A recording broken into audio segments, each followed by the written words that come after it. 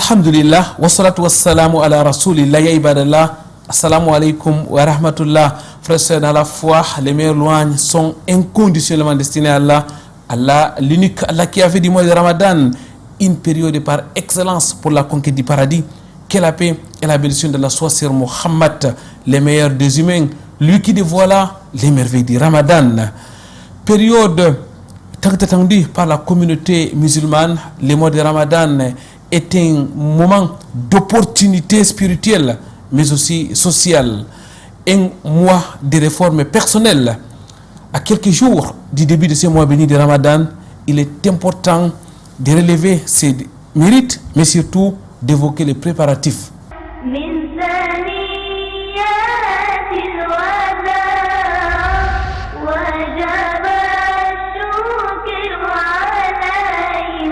Très chers téléspectateurs, mesdames, mesdemoiselles, messieurs, bienvenue sur ce plateau de votre émission Vitrine de l'Islam. Votre rendez-vous islamique sur le canal D international à trois articulations, l'entretien au cœur de la société, mais aussi et surtout la psalmodie de Saint Al-Qur'an al-Karim. Pour commencer, écoutons mais surtout méditons la parole d'Allah, exalté soit-il.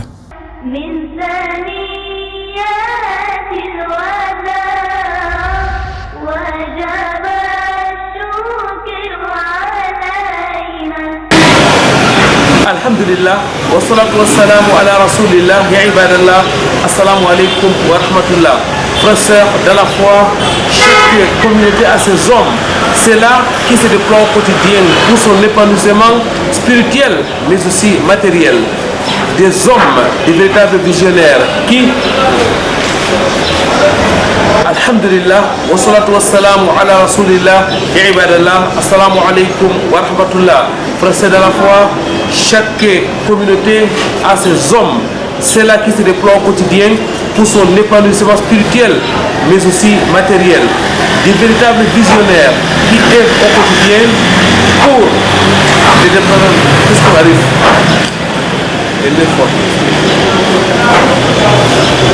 Alhamdulillah, wa salatu wa salamu ala rasulillah, ya ibadallah, assalamu alaikum wa rahmatullah. Frères dans la foi, chaque communauté a ses hommes. C'est là qui se déploie au quotidien pour son épanouissement spirituel. Voilà. Alhamdulillah, wa salatu wa salamu ala rasulillah, ya ibadallah, assalamu alaikum wa rahmatullah. Frères, dans la foi, chaque communauté a ses hommes. C'est là qui se déploie au quotidien pour son épanouissement spirituel, mais aussi matériel. Des véritables visionnaires dont les œuvres impactent toute la Oumma. Cheikh Mohamed Al-Amin est sans doute l'une des grandes figures de cette communauté. Mais qui est-il au juste? Très chers téléspectateurs, mesdames, mesdemoiselles, messieurs, bienvenue sur ce plateau de votre émission Vitrine de l'Islam. Bienvenue à Yaoundé, la cité capitale du Cameroun, où nous nous sommes déplacés à la rencontre de notre invité, Cheikh Mohamed Al-Amin. Votre rendez-vous islamique sur le canal international, au-delà de l'entretien, c'est aussi au cœur de la société et la psalmodie de Saint Al-Qur'an al-Karim. C'est fantastique, bon, non? وَأْتُوا الْبُيُوتَ مِنْ أَبْوَابِهَا وَاتَّقُوا اللَّهَ لَعَلَّكُمْ تُفْلِحُونَ مِنْ ثَنِيَّاتِ الْوَدَاعِ وَجَبَ الشُّكْرُ عَلَيْنَا رَبِّ اشْرَحْ لِي صَدْرِي وَيَسِّرْ لِي أَمْرِي وَاحْلُلْ عُقْدَةً مِنْ لِسَانِي يَفْقَهُوا قَوْلِي اللهم لا علم لنا إلا ما علمتنا إنك أنت العليم الحكيم Rabbi zidni ilma. Mesdames, mademoiselles, messieurs, votre fidélité nous honore sur le canal D international. Bienvenue sur ce plateau de votre émission Vitrine de l'Islam où nous vivons en plein mois de Chaban, les mois qui précèdent les mois bénis de Ramadan. Aujourd'hui, nous allons nous arrêter sur les merveilles du mois de Ramadan. Et pour cela, nous sommes en compagnie de notre frère Hassanul Basr. Assalamu alaikum wa rahmatullahi wa barakatuh. Wa alaykum salam wa rahmatullahi wa barakatuh. Docteur Hassan, mesdames, mademoiselles, messieurs, bien connu sur ce plateau de votre émission Vitrine de l'Islam, c'est un médecin de formation, mais aussi un étudiant en sciences islamiques. Aujourd'hui, Dr Hassanul Bassour est en service dans la région du Nord, particulièrement dans le département de la Benue. Il est le directeur de l'hôpital de district de Pitoa. Nous profitons de cette occasion pour dire un salam particulier à tous ceux qui nous écoutent dans la ville de Pitoa en particulier et dans la région du Nord en général. Ils sont nombreux. Qu'Allah exalté soit-il vous récompense d'être là avec nous. Dr Hassanul Bassour, de passage dans la ville de Douala, nous fait donc honneur d'être là avec nous pour partager, mesdames, mademoiselles, messieurs, avec nous sur ce qu'Allah subhanahu wa ta'ala lui a appris en ce qui concerne les jeûnes du mois de Ramadan. Aujourd'hui, nous parlons des merveilles de ces mois ô combien importants. Docteur Hassanul Bassour, j'ai fini en disant que vous avez aussi été membre de IMACAM. Vous avez notamment été le président régional de IMACAM, Islamic Medical Association of Cameroon. On est membre à vie de IMACAM ou alors vous êtes maintenant un ancien membre? Il regroupe les médecins, les étudiants en médecine, les infirmiers, tout le personnel de santé. Donc c'est pour dire qu'on est membre de IMACAM à vie. Barakallahu fik, membre de IMACAM à vie. Qu'Allah exalté soit-il vous récompense pour les multiples déploiements dans la ville de Douala. Frère Hassanul Bassour, qu'est-ce qui fait la particularité du mois béni de Ramadan qui se pointe déjà à l'horizon? Merci beaucoup pour la question. Alhamdulillahi Rabbil Alamin, wa salatu wa salamu ala Rasulillah, wa ala alihi wa ashabihi wa atba'ihi ila yawmiddin. Le mois de Ramadan, effectivement, c'est un mois parmi les 12 mois du calendrier lunaire dont Allah subhanahu wa ta'ala il a fait mention. Et le mois de Ramadan, c'est le meilleur mois dans ce calendrier. Et le prophète sallallahu alayhi wa sallam, en nous parlant donc des mérites, des particularités de ce mois de Ramadan, il nous rappelle que le mois de Ramadan, c'est un mois de pardon. Donc, dans ces hadiths, il dit « Man sama Ramadana imanan wa ihtisaba ghufira lahu ma taqaddama min dhanbi » Celui qui jeûne le mois de Ramadan avec espoir et foi, tous ses péchés passés lui seront pardonnés par Allah subhanahu wa ta'ala. Donc vous voyez, pendant tous les autres mois, Allah subhanahu wa ta'ala, il peut pardonner les péchés, mais dans le mois de Ramadan, ça c'est un hadith qui nous montre cette particularité. Il suffit de jeûner avec foi et espoir, Allah subhanahu wa ta'ala, il peut pardonner et effacer tous nos péchés antérieurs. Et toujours dans les particularités du mois de Ramadan, c'est aussi un mois du Coran. Allah il nous a dit dans le Coran « Shahru Ramadan alladhi unzila fihi al-Qur'an » Donc c'est dans le mois de Ramadan qu'Allah subhanahu wa ta'ala il a révélé le Coran. Donc il est bien à noter que le Coran, le processus de révélation du Coran était à 2 étapes. La première étape, Allah il a fait descendre le Coran au premier ciel. Et le deuxième processus, c'est faire descendre, révéler le Coran du premier ciel sur le messager alayhi salatu wassalam. Et ce processus a été très différent de la façon dont on a révélé les autres livres sur les autres prophètes. Allah il a mentionné dans le Coran, il dit « Wa Qur'anan faraqnahu litaqra'ahu ala an-nasi ala mukthin wa nazzalnahu tanzila » Donc Allah il dit qu'il a fait descendre le Coran fragmenté. C'est-à-dire le Coran n'a pas été révélé au prophète Muhammad sallallahu alayhi wa sallam comme les autres livres ont été révélés aux différents prophètes alayhi salam. Et Allah il dit, lorsque les kuffars avaient posé la question wa qala alladhina kafaru lawla nuzila alayhi al-Qur'anu jumlatan wahida. Les infidèles avaient posé cette question, pourquoi on n'a pas fait descendre le Coran sur le prophète en un bloc?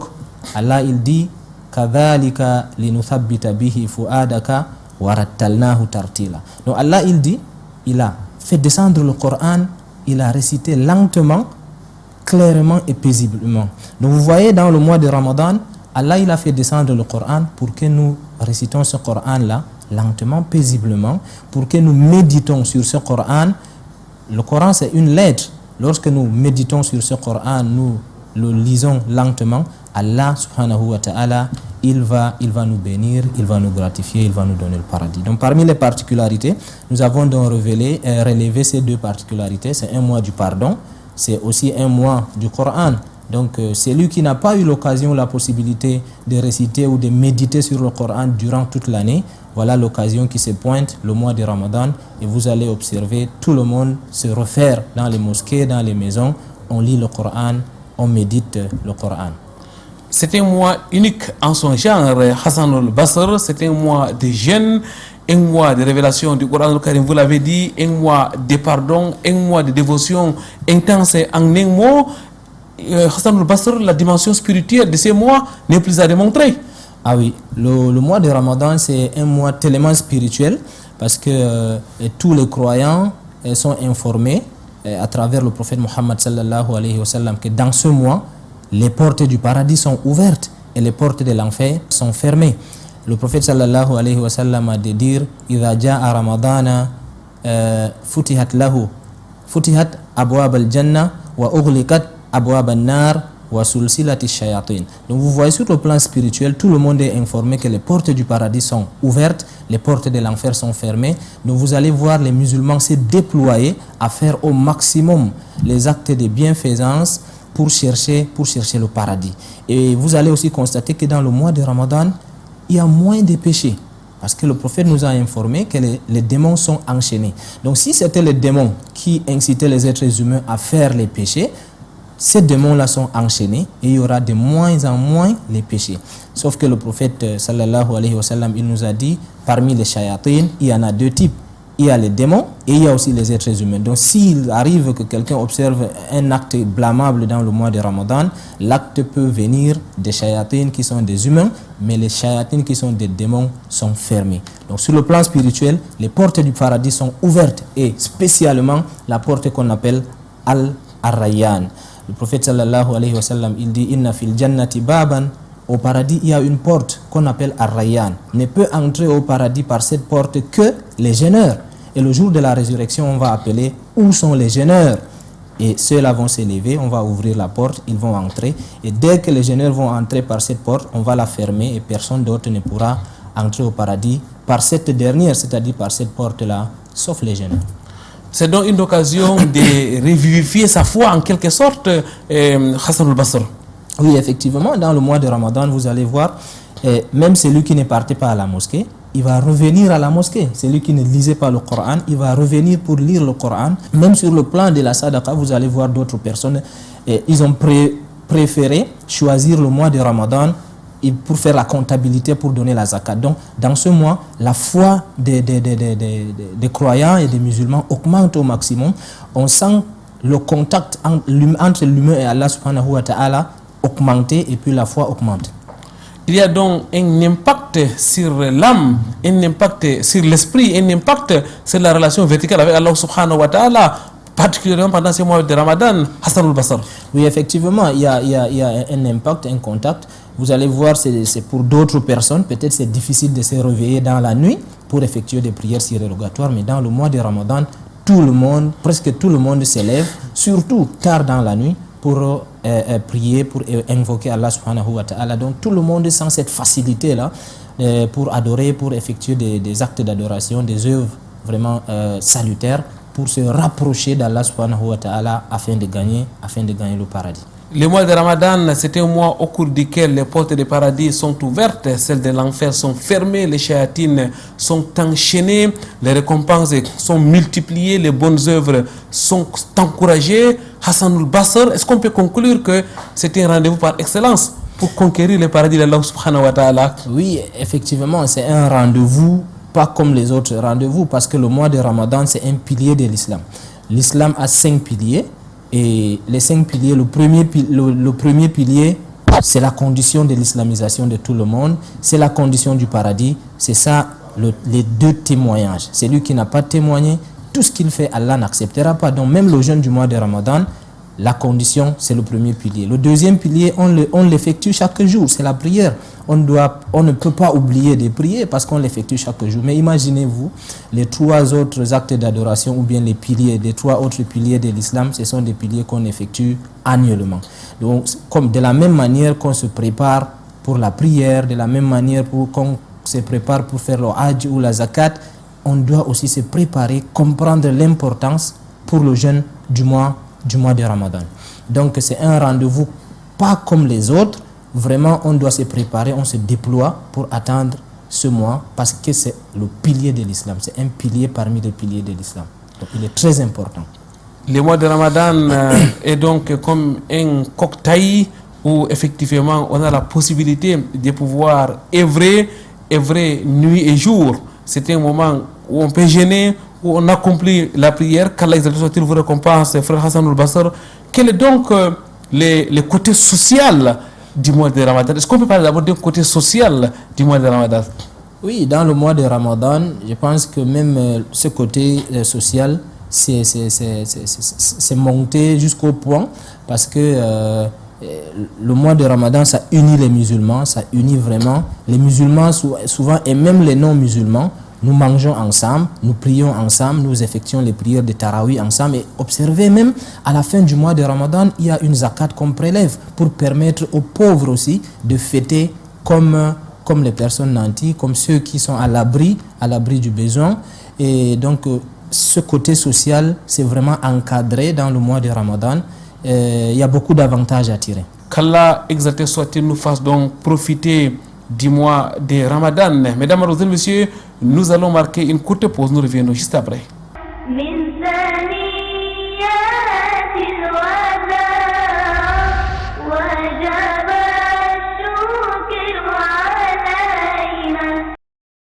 La communauté musulmane de Bojongo Bonaberi à Douala 4e a inauguré sa deuxième mosquée du vendredi le 19 décembre 2025. Un événement marqué par une mobilisation de fidèles. On remercie Allah très énormément pour ce joyeux architecture. Nous voyons tous là, qui est la mosquée de Bojongo. Nos souhaits de longtemps. Mais il a fallu des décennies pour qu'Allah envoie une âme de bonne volonté qui est Adja Kadij Alaoui pour nous offrir ce joyeux architectural qui est la mosquée.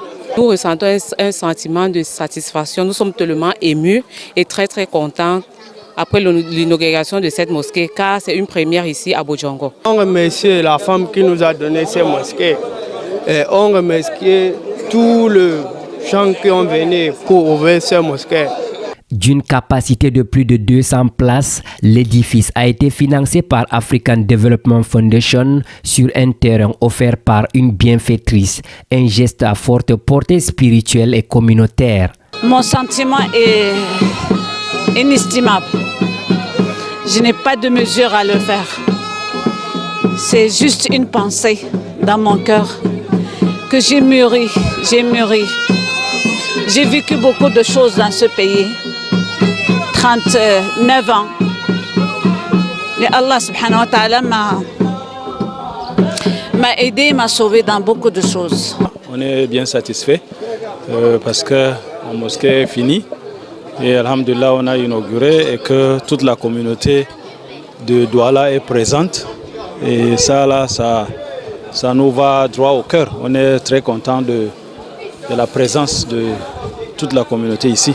La cérémonie s'est déroulée sous le signe de la paix, de la cohésion sociale et du vivre ensemble en présence des autorités administratives et traditionnelles sous la présidence de Sa Majesté Aboubakar Bako, président du Conseil des chefs traditionnels musulmans du littoral et du sud-ouest. Les responsables désignés ont été invités à œuvrer dans le respect des principes islamiques et les lois de la République. La mosquée, ce n'est pas un lieu de tribalisme.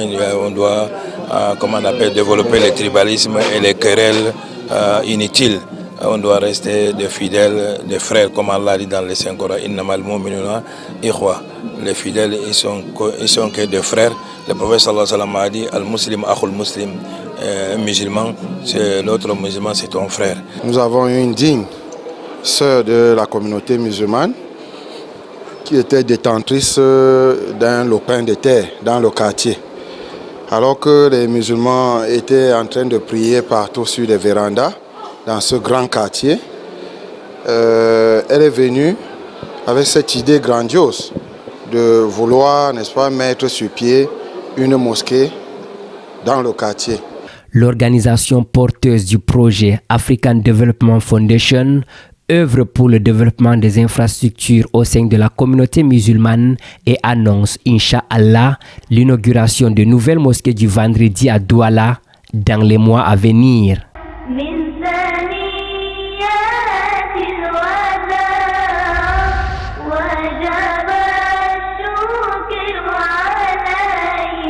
Retour sur ce plateau de votre émission Vitrine de l'Islam. Mesdames, Mademoiselles, Messieurs, nous parlons des merveilles du mois de Ramadan qui se pointent déjà à l'horizon. Nous sommes en plein mois de Chaban, les mois qui précèdent donc les mois de Ramadan. Frère Hassanul Basr, vous êtes notre invité, directeur de l'hôpital du district de Pitoa, c'est dans la région du Nord Cameroun, dans le département de la Benue.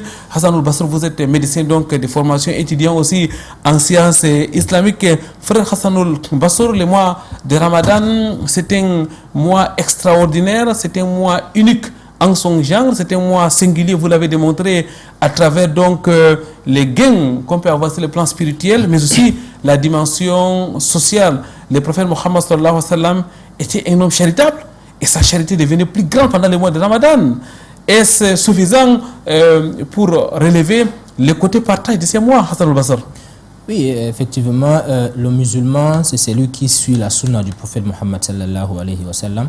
Ce dernier était tellement charitable dans le mois de Ramadan, et tout musulman qui se dit suivre la sunna, suivre les pas,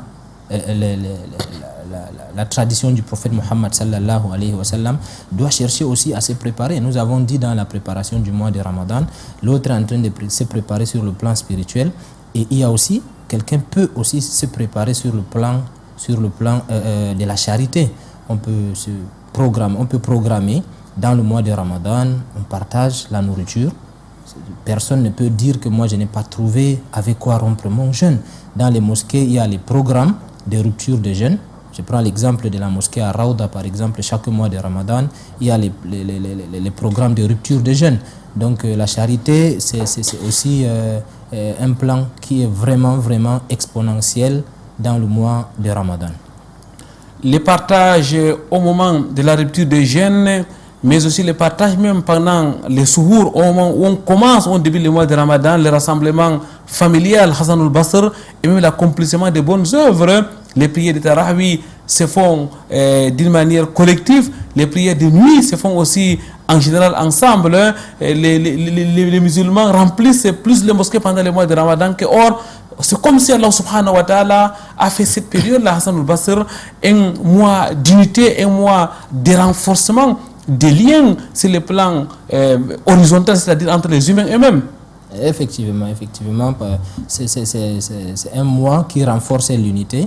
Vous avez pris l'exemple, nous effectuons les prières ensemble. Vous allez voir lors de l'accomplissement de la prière dans les mosquées, tout le monde est là. On ne distingue pas le riche du pauvre, on ne distingue pas le chef de ces éléments. Donc tout le monde se place dans les rangs, dans les safs pour prier derrière l'imam, et en méditant le Coran surtout. Et de la même manière, lors des ruptures de jeûne, nous mangeons ensemble, et puis tout le monde se rapproche de la famille. Vous allez voir, même les fonctionnaires, les personnes qui sont les employés quelque part, pendant le mois de Ramadan, les musulmans cherchent toujours à prendre un petit congé, même si c'est un congé de 10 jours, 20 jours, en fonction de ce que la structure va lui donner. Tout ça pour se préparer, pour se rapprocher au maximum d'Allah subhanahu wa ta'ala, pour chercher à gagner le paradis. Pendant le mois de Ramadan, c'est les vivons ensemble, les jeûnons ensemble, mais aussi les mangeons ensemble.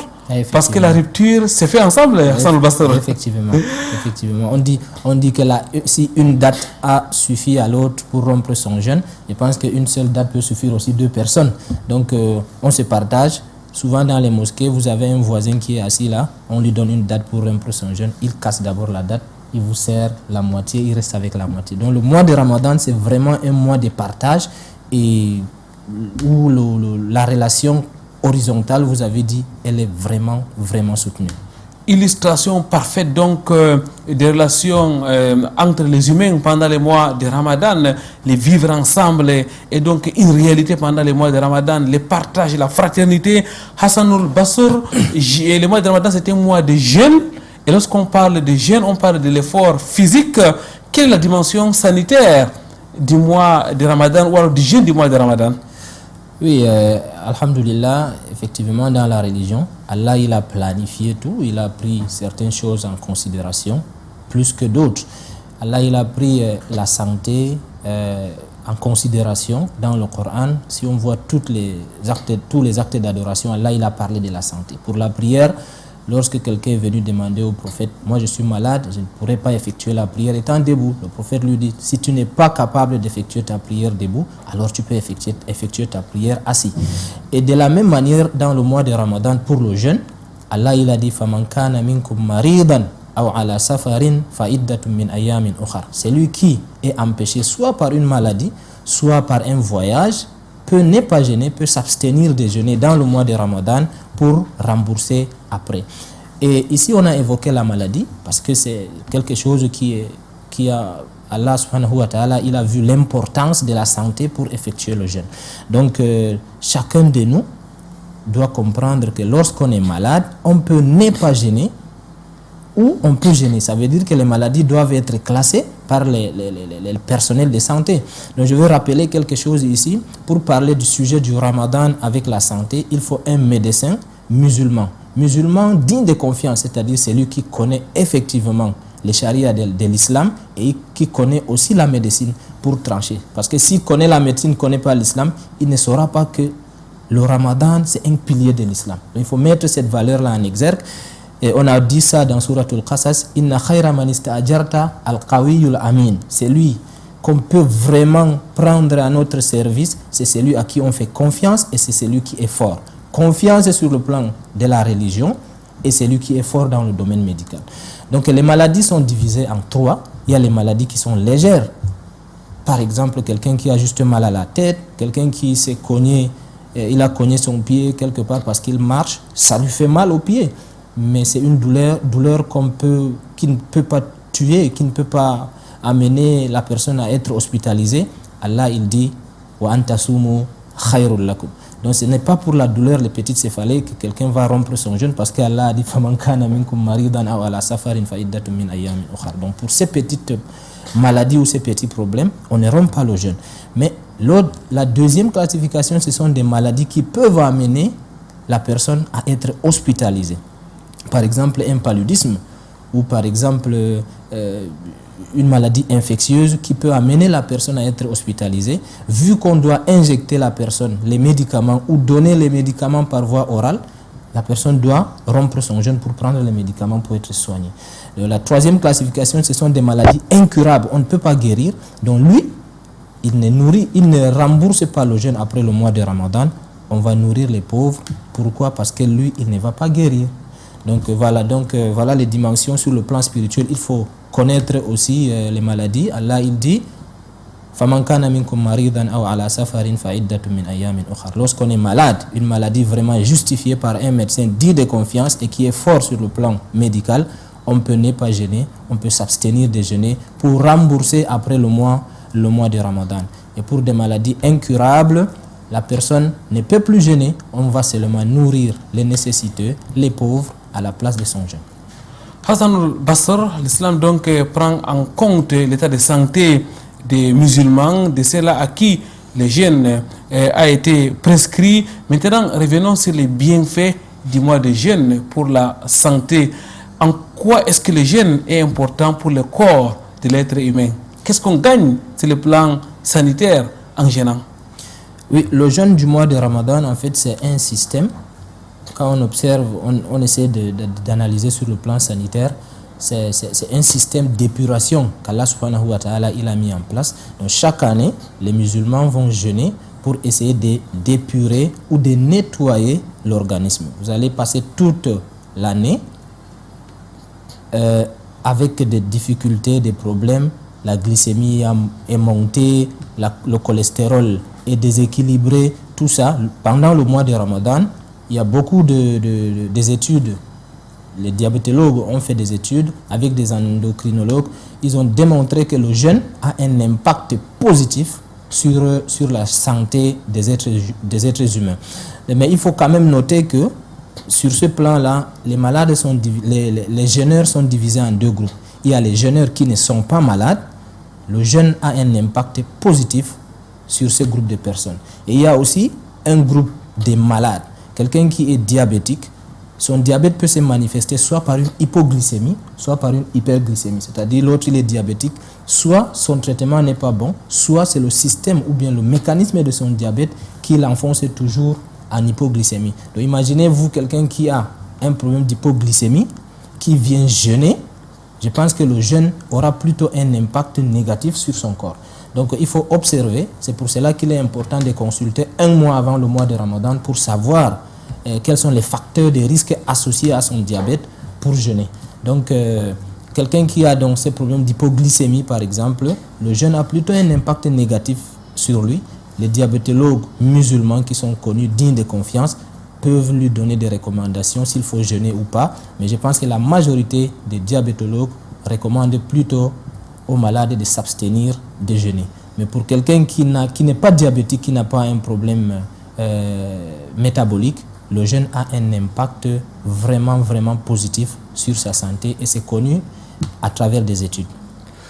Ça veut dire que la médecine moderne reconnaît donc l'importance du jeûne pour l'organisme. Hassanul Bassar, on se rappelle des hadiths du prophète qui dit jeûnez et vous aurez la santé. Effectivement, la médecine moderne reconnaît effectivement que le jeûne a un impact positif sur la santé de l'être humain. Donc c'est à travers des études, ce sont des notions qui sont bien connues et qui sont d'ailleurs enseignées dans la médecine moderne. Barakallahu fik, jazakumullahu khairan, qu'Allah vous récompense frère Hassanul Bassar. Le mois de Ramadan est un mois unique, on ne le dira jamais assez. C'est une occasion de récolter le paradis d'Allah subhanahu wa ta'ala. C'est une occasion de conquérir le paradis d'Allah subhanahu wa ta'ala. Comment donc dès à présent se préparer pour accueillir cet invité ô combien prestigieux, Hassanul Bassar? Nous avons dit le mois de Ramadan, c'est un pilier de l'islam.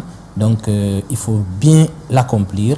Allah subhanahu wa ta'ala, il aime lorsque le serviteur accomplit des actes surérogatoires. Mais il aime encore mieux lorsque le serviteur accomplit des actes, l'adore à partir des actes d'adoration obligatoires et surtout lorsqu'il cherche à les perfectionner. Donc comment se préparer pour mieux jeûner le mois de Ramadan? Nous avons dit la préparation est à deux niveaux, si on peut citer, le niveau spirituel et aussi, moi en tant que médecin, le niveau sanitaire. Dans le niveau spirituel, je pense que c'est connu dans la tradition du prophète Mohammed sallallahu alayhi wa sallam avec les suiveurs. Les savants, eux, ils prenaient 6 mois pour préparer, pour attendre le mois de Ramadan. Et dans cette attente-là, vous allez trouver les Qur'an, ceux qui récitent le Coran, les lecteurs, ceux qui dirigent les prières, ils vont se mettre à réviser le Coran. C'est-à-dire pour exceller dans le mois de Ramadan, pour mieux réciter, pour mieux méditer sur le Coran. Dans le mois de Ramadan, on fait les tafsirs. Donc c'est maintenant, avant le mois de Ramadan, qu'il faut se préparer. Quel livre choisir? Quelle est la méthodologie qu'on doit utiliser? Quelle est la langue qu'on va utiliser pour enseigner? Et donc sur le point spirituel, il faut se préparer. Que ce soit dans le Coran, la récitation, les tafsirs, et que ce soit aussi sur le plan social, nous avons dit, quelqu'un qui veut faire les sadaqas, il peut se préparer aussi dès maintenant. Il saura le mois de Ramadan, qu'est-ce que je veux faire aussi pour gagner le paradis d'Allah subhanahu wa ta'ala, on se prépare.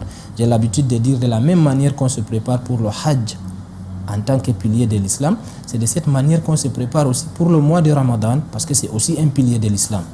Sur le plan sanitaire, ceux qui sont malades, les malades surtout affectés par le diabète ou autres maladies, il faut consulter le médecin traitant 1 mois avant le mois de Ramadan pour savoir est-ce que vous pouvez bien jeûner le mois de Ramadan ou bien votre contexte, vos facteurs de risque vont vous empêcher de jeûner pendant le mois de Ramadan.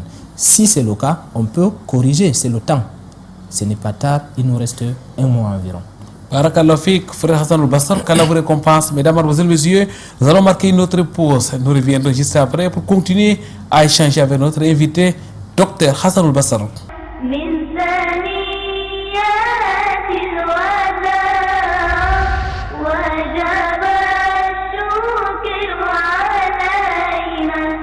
Retour au Bercail après plus de 40 jours sur les terres saintes de l'islam. Ces jeunes Camerounais rentrent d'une colonie de vacances organisée dans le royaume saoudien.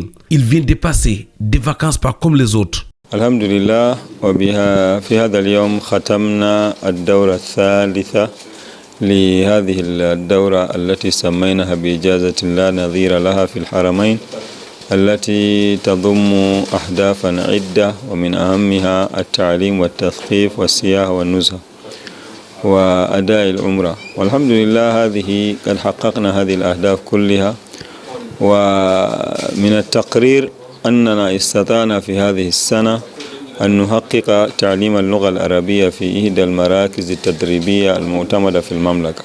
Nous sommes satisfaits de cette troisième édition qui s'est déroulée en 40 jours.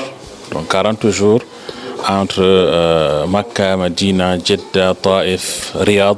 Donc on a bien meublé le temps. Les objectifs qui avaient été fixés, à savoir faire du tourisme, mémoriser quelques parties du noble Al-Qur'an, l'apprentissage de la langue arabe dans un centre de langue et bien d'autres objectifs, nous les avons atteints. Partis du Cameroun le 18 juillet dernier, ils ont séjourné pendant une semaine à Medina, une expérience inédite pour ces élèves qui découvrent la mosquée du prophète Mohammed et plusieurs sites historiques. On a beaucoup découvert aussi à Medina, on nous a amenés aux endroits où on parlait des histoires des prophètes et tout, comment se sont passées les années 1900, dans les années 50 on va dire. C'est très bien passé, alhamdoulilah. À Makkah, ils accomplissent le petit pèlerinage, la Umrah, avant d'y passer plus d'un mois dans la ville sainte. Ils apprennent la langue arabe, mémorisent une partie du Coran et étudient d'autres sciences islamiques. Des journées pleines d'adoration qui n'empêchent le loisir. Un loisir taillé sur mesure qui a permis à ces vacanciers de rester en vacances. Durant ces 5 jours que j'ai passé en Arabie Saoudite, j'ai appris le fiqh, le tawhid, le Coran et on a pu faire 2 umrah.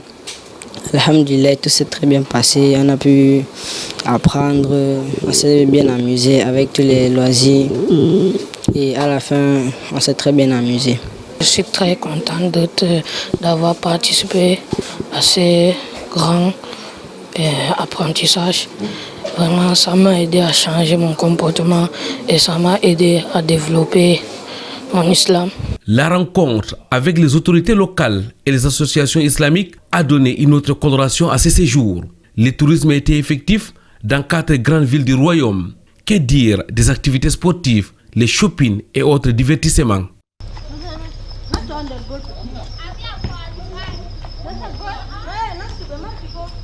L'une des particularités de la 3e édition est sans doute la présence des filles dans la délégation. Huda Travel et ses partenaires ont pris des mesures spéciales pour un séjour agréable. Avec une dame parmi les encadreurs, le séjour des filles fut un véritable succès. I am very happy of this vacation that they have organized. I have learned many things. I have learned many things like how to pray, how to be very attached in Islam. I have memorized Quran and I thank all of them because I was very happy. I have changed. I am no more the one that went. On a vraiment passé un bon moment en Arabie Saoudite, surtout les conseils qu'on nous a donnés.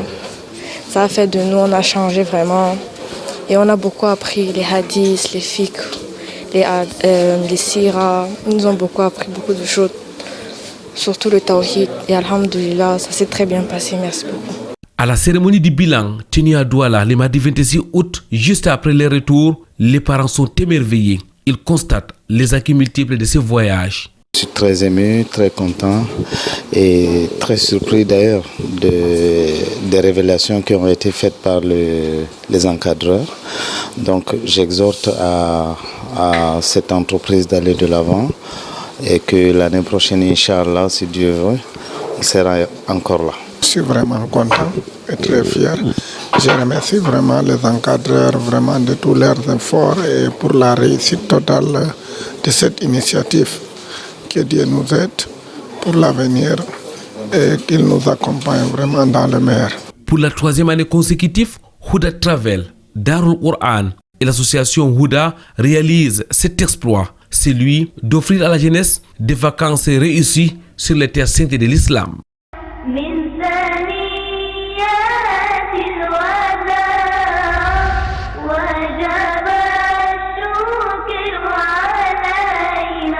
Dr Hassan Al-Bassor est donc notre invité. Il est directeur de l'hôpital de district de Pitoa. C'est dans la région du Nord, Cameroun, département de la Benue. Dr Hassan Al-Bassor est aussi étudiant en sciences islamiques. Frère Hassan Al-Bassor, il faut donc se préparer dès à présent pour pouvoir mieux affronter, pour pouvoir mieux bénéficier des récompenses prévues pendant les mois de Ramadan. Doit-on conclure que le mois de Chaban est un mois d'entraînement pour mieux entrer dans le mois de Ramadan? Oui, effectivement, le mois de Chaban, c'est un mois qui précède le mois de Ramadan. Dans les hadiths, les compagnons du prophète sallallahu alayhi wa sallam, avec le hadith de Aïcha, elle rapporte que le prophète sallallahu alayhi wa sallam, il jeûnait beaucoup dans le mois de Chaban. Elle n'a pas donné le nombre, elle n'a pas donné les jours, mais elle dit que le prophète sallallahu alayhi wa sallam avait l'habitude de jeûner beaucoup dans le mois de Chaban. Souvent, quand il commence à jeûner, on a l'impression qu'il allait jeûner tout le mois.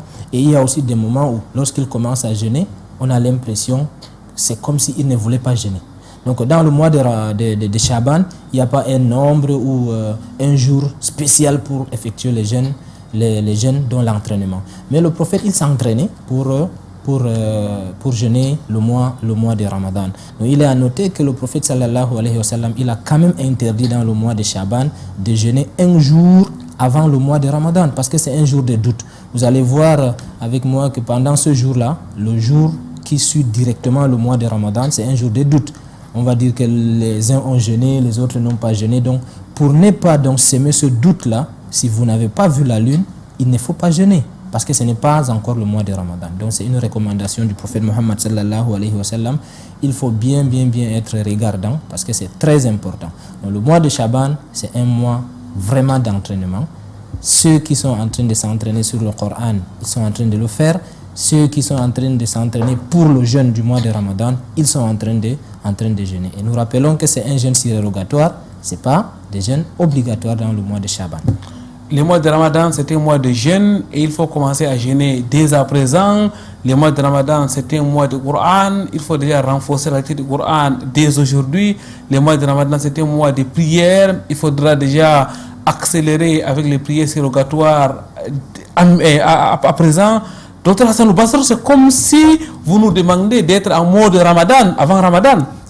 Oui, effectivement, dans le mois de Chaban, vu que c'est un entraînement, vraiment, on peut commencer, c'est pas obligatoire, mais on peut commencer à s'entraîner, à faire des actes d'adoration qu'on a l'habitude de faire dans le mois de Ramadan pour ne pas faire partie des paresseux. Pendant le mois de Ramadan, il y a des personnes, parce qu'ils ne sont pas habitués à jeûner, dès que midi arrive, ils sont épuisés. Donc, mais pour quelqu'un qui s'est préparé, vraiment, ça va beaucoup l'aider. Il va gagner les récompenses auprès d'Allah subhanahu wa ta'ala et il va aussi gagner en expérience. Comme c'est un entraînement, ce sont des préparations.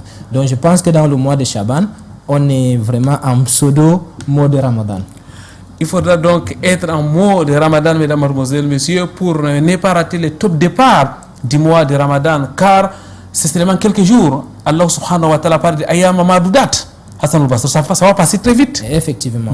Il y a quelques temps, on disait que nous sommes en train de terminer le mois de Ramadan. Donc nous voyons déjà que ça fait déjà un an. Nous allons bientôt commencer le mois de Ramadan. Donc c'est quelques jours.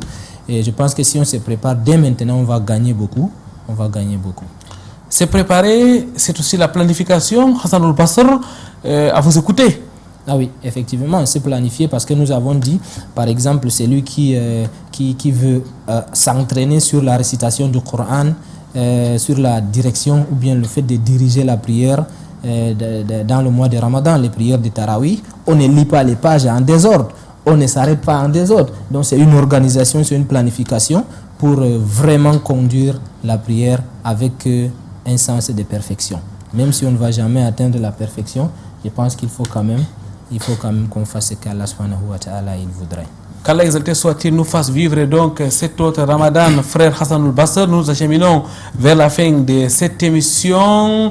Hassan Al-Basr, vous êtes médecin de formation. Qu'Allah bénisse votre métier. Vous êtes actuellement directeur de l'hôpital du district de Pitoa. Qu'Allah vous accompagne dans cette responsabilité. Mais vous êtes aussi un étudiant, j'ai envie de dire, vous êtes aussi un prédicateur, membre de IMACAM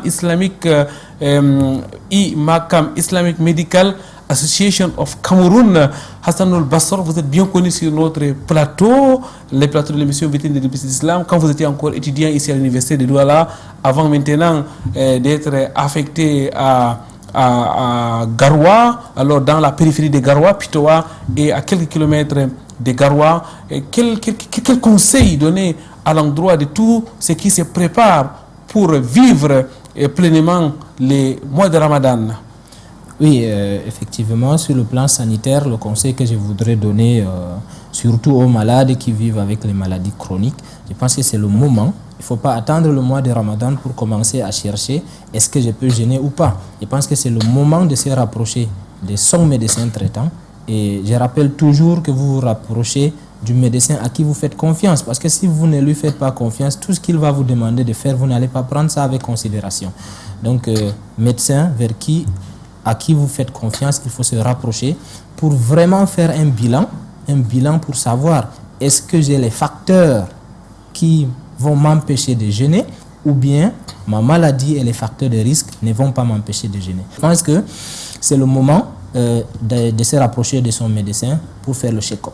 Et je reviens aussi sur ce conseil qui est primordial sur le plan spirituel.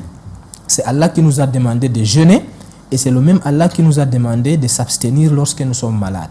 Donc il ne faut pas que le malade ait l'intention de s'entêter. Moi je suis malade mais je veux jeûner parce que c'est le mois de Ramadan. Non, Allah il aimerait aussi que lorsqu'il nous ouvre une facilité, nous prenons cette facilité-là avec considération. Et lorsque vous êtes malade, vraiment une maladie sérieuse, il faut vous abstenir de jeûner. Dans un hadith, le prophète Muhammad sallallahu alayhi wa sallam, il dit que quiconque a été empêché par une maladie ou par un voyage d'effectuer un acte d'adoration, lorsque le moment arrive, il aura les récompenses comme s'il était en train d'effectuer cet acte-là. Donc je pense que ce sont les recommandations du prophète sallallahu alayhi wa sallam, d'ailleurs, et les recommandations d'Allah subhanahu wa ta'ala. Donc il faut bien saisir cela. Merci. Hassanul Basr, le mois de Ramadan, c'est un mois du Coran al-Karim, c'est un mois de révélation de la parole d'Allah, exalté soit-il. Shahr Ramadan allazi unzila fihi al-Qur'an. Le mois de Ramadan, c'est un mois au cours duquel les portes du paradis sont ouvertes, celles de l'enfer sont fermées, les chayatines sont enchaînées. Vous l'avez dit, le mois de Ramadan, Hassanul Basr, c'était un mois de partage. Le prophète Muhammad sallallahu alayhi wa sallam était un homme charitable et sa charité devenait plus grande pendant le mois de Ramadan. C'était un mois de vivre ensemble, c'était un mois de prière, c'était un mois d'aumône. Hassanul Basr, c'était un mois aussi de la santé. Le prophète a dit, jeûnez et vous aurez la santé. Au finish, il n'y a pas de doute, Hassanul Basr, que le mois de Ramadan a des merveilles. Oui, effectivement, le mois de Ramadan a beaucoup de merveilles. Même sur le plan spirituel, le prophète Muhammad sallallahu alayhi wa sallam, il nous a dit, aux jeûneurs, il y a 2 moments de joie. Donc, lorsqu'il va rompre son jeûne, il va passer toute la journée à mener une vie comme les pauvres, ceux qui n'ont pas eu l'occasion de manger, ceux qui n'ont pas eu l'occasion de boire de l'eau. Donc il va passer sa journée assoiffé et affamé, mais au moment de rompre son jeûne, vraiment quand il va mettre la nourriture dans sa bouche, il va vivre une situation vraiment heureuse. Donc effectivement, la nourriture et la boisson qu'Allah subhanahu wa ta'ala me donne chaque jour, vraiment c'est un très grand merveille. Et de la même manière, à la fin du mois de Ramadan et à la fête, effectivement, les musulmans, nous allons fêter, nous allons porter des beaux habits, manger des bonnes choses, rendre visite aux parents et aux amis. Vraiment, nous allons vivre la période de la fête comme une période vraiment de joie. Et ce sont des périodes souvent qu'on ne peut jamais remplacer. Des moments de joie, les moments de la rupture de jeûne et les moments où le jeûneur va rencontrer son Seigneur Allah subhanahu wa ta'ala. Hassanul Basr, quel est votre dernier message à l'endroit de nos téléspectateurs? Mon dernier message par rapport au mois de Ramadan, j'insiste toujours, il faut se préparer, que ce soit sur le plan spirituel, que ce soit sur le plan sanitaire, il faut vraiment se préparer. Et le mois de Ramadan, comme ça a été dit par Allah subhanahu wa ta'ala, c'est le mois du Coran. Celui qui n'a pas l'occasion de réciter le Coran ou de méditer sur le Coran pendant les autres mois, je pense que le mois de Ramadan, non seulement les récompenses sont multipliées, et aussi c'est un mois, c'est une période de quiétude. Allah subhanahu wa ta'ala, il accepte les actes d'adoration, il a ouvert les portes du paradis, il a fermé les portes de l'enfer, et vraiment nous sommes la bienvenue pour gagner facilement le paradis d'Allah subhanahu wa ta'ala. Qu'Allah subhanahu wa ta'ala nous inscrit parmi ses serviteurs qui vont entrer au paradis par la porte Ar-Rayyan. Amis, la porte à Rayyan où seuls les génères y pénétreront, qu'Allah fasse en sorte que nous entrions par cette porte, mais aussi par les autres portes du paradis. Merci Hassanul Basir d'avoir répondu à notre invitation. Mesdames, Mademoiselles, Messieurs, les compagnons du prophète Mohammed sallallahu alayhi wa sallam, passé 6 mois à invoquer Allah, exalté soit-il d'accepter les ramadans passés, mais aussi le reste du temps à invoquer Allah afin qu'ils vivent les mois de Ramadan. C'est une période extraordinaire. Le prophète Mohammed sallallahu alayhi wa sallam rassemblait ses compagnons et leur annonçait la bonne nouvelle de la venue du mois de Ramadan. Dans quelques jours, ça sera donc ces mois bénis, ces mois extraordinaires. L'heure est donc aux préparatifs afin que nous puissions aborder ces mois dans les meilleures conditions. Ayama Madoudat, il s'agit seulement de quelques jours. Il y a lieu de planifier dès aujourd'hui. Il y a lieu de vivre et Ramadan, d'être en mode Ramadan dès aujourd'hui pour ne pas rater les top départs. Merci à vous d'avoir été des nôtres. Vendredi prochain, ce sera un autre jour, Inch'Allah, une nouvelle émission de Vitrine de l'Islam. D'ici là, wa'tasimu bihablillahi jami'an wa la tafarraqu, cramponnez-vous au câble d'Allah et ne vous divisez point. Subhanakallahumma wa bihamdik, ashhadu an la ilaha illa anta, astaghfiruka wa atubu ilaik. Wassalamu alaikum wa rahmatullahi wa barakatuh.